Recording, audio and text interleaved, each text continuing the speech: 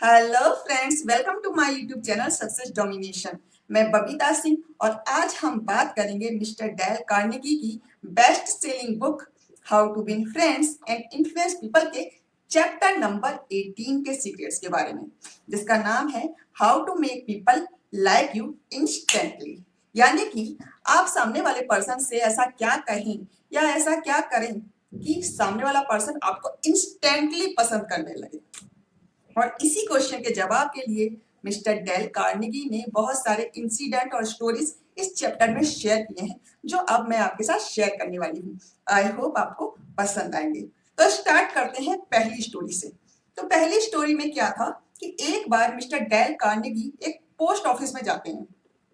वहां पर उनको अपना एक लेटर रजिस्टर करवाना था।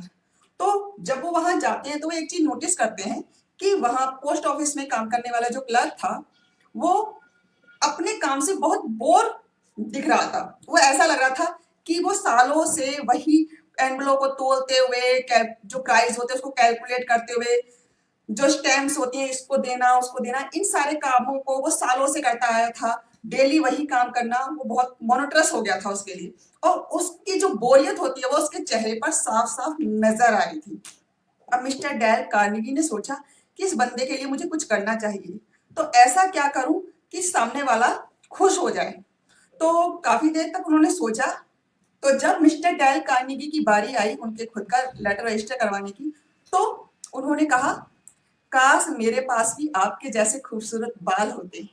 तो वो अपने काम में लगा हुआ था। ये सुनते ही वो ऐसे देखा उसने और स्माइल किया। फिर उसने कहा कि अब ये इतने अच्छे नहीं है, पहले कभी बहुत अच्छे हुआ करते थे।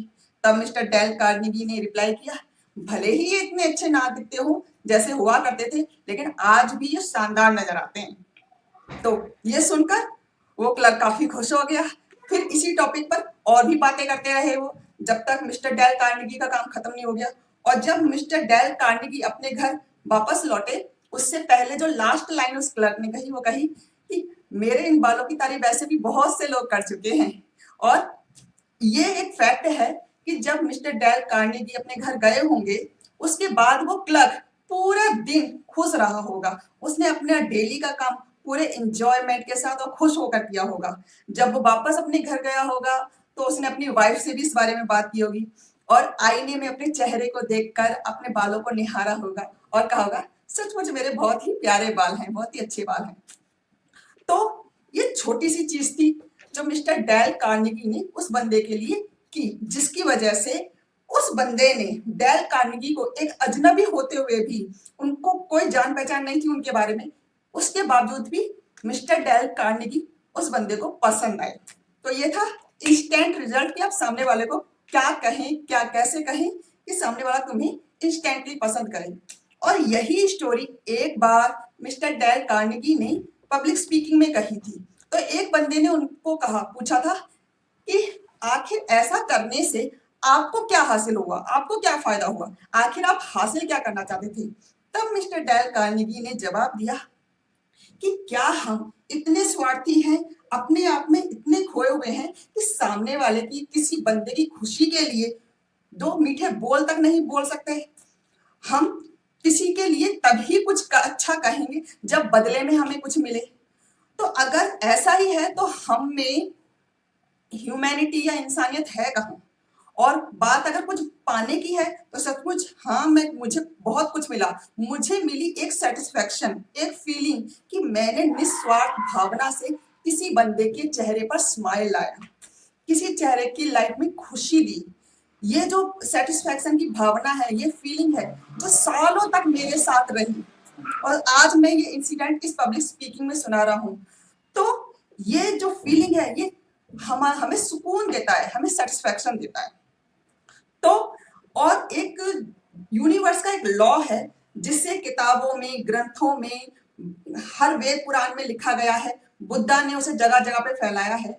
और वो लॉ है कि आप अपनी लाइफ में जो भी सामने वाले से एक्सपेक्ट करते हैं, पहले वो सामने वाले को देना सीखें, या पहले आप वो सारी चीजें सामने वाले को दें, तब एक्सपेक्ट करें।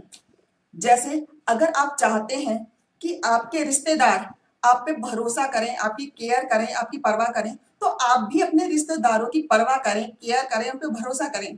आप चाहते हैं कि आपके दोस्त ऐसे ना हो जो आपकी चापलूसी करें, आपकी झूठी तारीफ करें, आपके जेन्युइन फ्रेंड हो, तो आप भी सामने वाले के जेन्युइन फ्रेंड बने, उनकी चापलूसी ना करें, उनको को असलियत में प्रेज करें, उनकी क्वालिटी को ढूंढें, निखारें, जानें और फिर उसके बारे में बात करें। अगर आप चाहते हैं कि लोग आपको इम्पोर्टेंट समझें, आपकी वैल्यू करें, तो आप भी सामने वाले की वैल्यू करें, उनको इम्पोर्टेंट करें। और ये सारी चीजें आपको पहले करनी है। ऐसा ना हो कि पहले आप एक्सपेक्ट करें कि सामने वाला पहले आपकी रिस्पेक्ट करेगा, पहले आपको इंपॉर्टेंस देगा, तब जाके आप उसकी वैल्यू करोगे। ये फैक्ट है।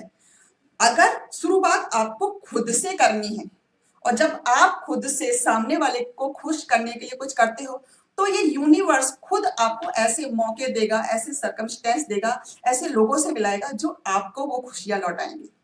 तो ये था इसका पहला इंसिडेंट। अब बात करते हैं सेकंड इंसिडेंट के बारे में, जिसमें क्या हुआ था। मिस्टर डेल कार्नेगी के एक फ्रेंड थे जिनका नाम था डेविड जी स्मिथ। उन्होंने बताया था कि एक डेडिकेटेड सिचुएशन को उन्होंने किस तरह बड़ी आसानी से सॉल्व किया था, इसी मेथड का यूज करके। उन्होंने बताया एक बार उनको एक चैरिटी कॉन्सर्ट को हैंडल करना था और जिस दिन वो चैरिटी कॉन्सर्ट होने वाला था उस दिन उनके पास दो लेडीज आई। वो काफी एजिड थी और उन दोनों का सेंस ऑफ ह्यूमर काफी खराब सा था। तो जब वो कॉन्सर्ट हो रहा था तो जो उनकी रिप्रेजेंटेटिव थी वो उनके पास आई, मिस्टर स्मिथ के पास आई और उन्होंने उन दोनों लेडीज को मिस्टर स्मिथ को इंट्रोड्यूस करवाया था कि ये है मिस्टर मिसिज रोज और ये है मिसिज जेन। ये दोनों आपकी इस कॉन्सर्ट को संभालने में हेल्प करेंगी। और साथ में ही एक जो कैश बॉक्स होता है जिसमें चैरिटी के पैसे डालने होते हैं, वो कैश बॉक्स भी मिस्टर स्मिथ को थमाकर थैंक यू बोलकर चली गई।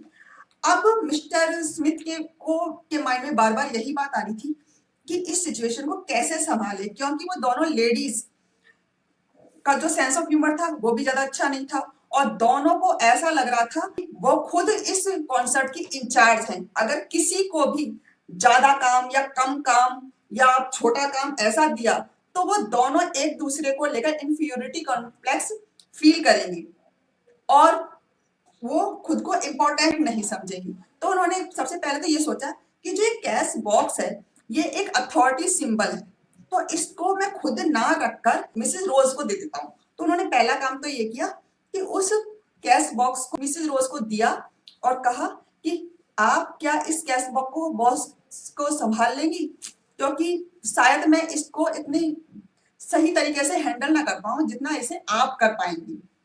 ठीक है, तो आप ये रिस्पॉन्सिबिलिटी आपकी है, इस कैश बॉक्स को आप संभालें, आप इसकी निगरानी करें।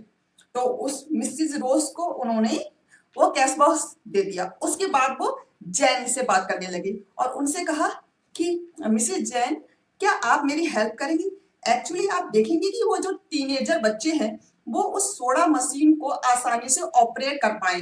आप उन बच्चों को सिखाएंगी कि इस सोडा मशीन को कैसे ऑपरेट करना है ताकि वो इसे खराब ना कर दें या सोडा निकालते समय सोडा वेस्ट ना कर दें।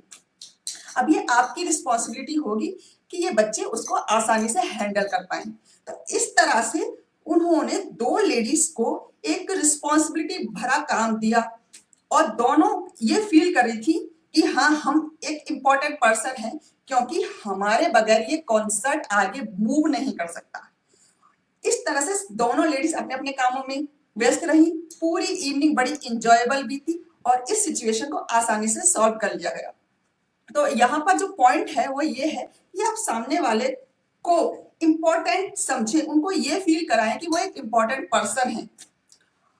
और अगर आपके सामने 2-3 पर्सन है, 4-5 पर्सन एक टीम है, तो इस तरह से काम को, किसी सिचुएशन को डिवाइड करें कि हर इंसान को लगे कि वो एक वैल्यू रखता है, वो एक इम्पोर्टेंस रखता है। ठीक है, तो ये थी सेकंड सिचुएशन जिसको मिस्टर स्मिथ ने बड़ी आसानी से हैंडल किया था इसी मेथड के जरिए।